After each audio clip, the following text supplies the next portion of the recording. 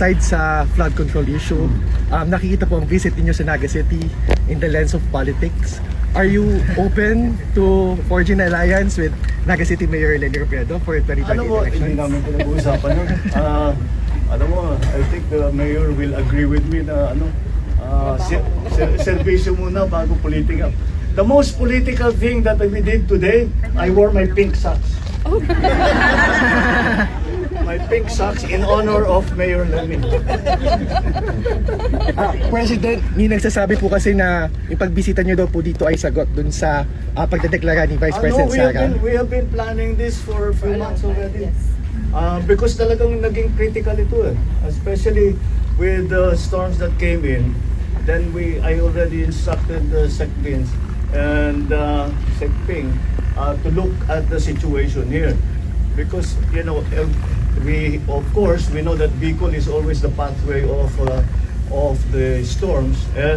But the immediate problem that we saw, the change in pattern that we saw, is yung bigat ng bagsak ng ulan.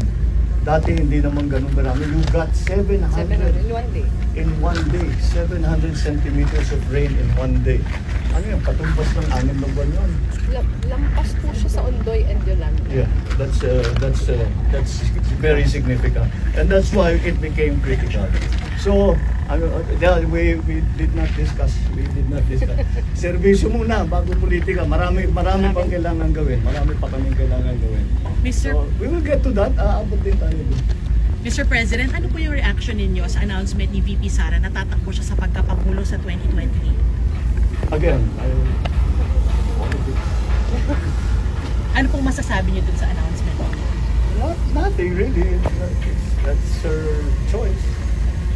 Mr. President, how about the willingness of Senator Amy to run alongside Vice President Sara? Again, this is all politics. We're not going to discuss politics now. We are